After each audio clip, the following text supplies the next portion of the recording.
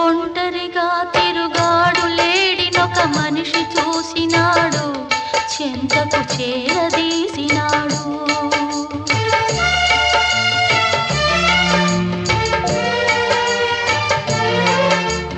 అభమో శుభమో తెలియని లేడి అతనిని నమ్మింది, తన హృదయం పరిచింది.